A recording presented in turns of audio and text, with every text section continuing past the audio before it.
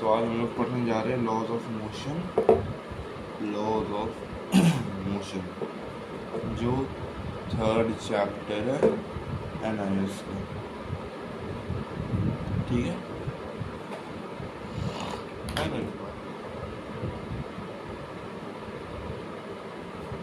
Meaning क्या है laws of motion का?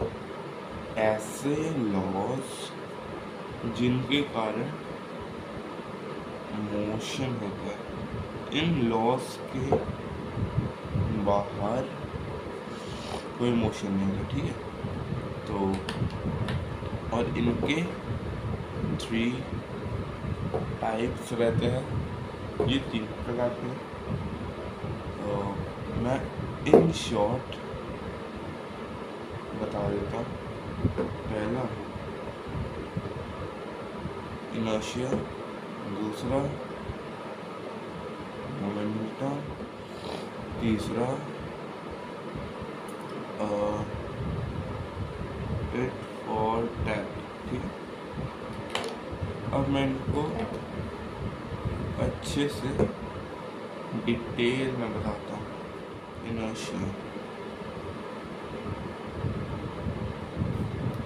इसका सिंपल मतलब होता है कि अगर कोई बॉडी मूव कर रही है, फॉर एग्जाम्पल, हाँ बस मूव कर रही है टू बी, वो ए से मूव कर रही है और वो तब तक मूव करती रहेगी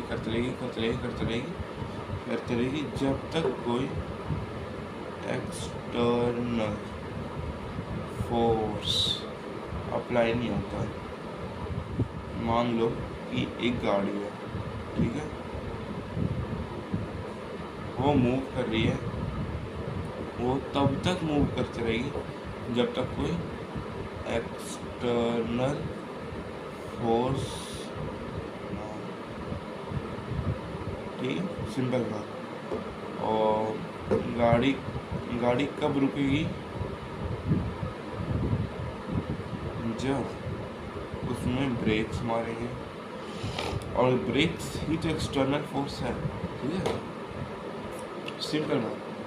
ये इंटरनल फोर्स है जो ये चल रही है। अब इंटरनल को भी छोड़ दो, बट एक्सटर्नल फोर्स ब्रेक्स है। अगर हम लोग इसमें ब्रेक अप्लाई करेंगे तो ये रुकेगी, ठीक है, सिंपल बात। इसका डेफिनेशन अच्छा नहीं तो ये हो गया पहला केस। केस 2, अगर कोई बॉडी रेस्ट पे है, फॉर एन एग्जाम्पल, यहाँ पे एक मान लो कुछ रखा हुआ है, बस ऑब्जेक्ट है,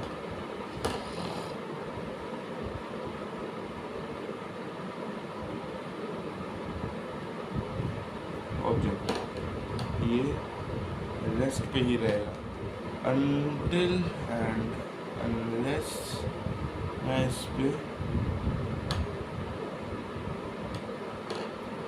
एक्सटर्नल फोर्स अप्लाई ना कर दूँ, सिंपल बात, ठीक है।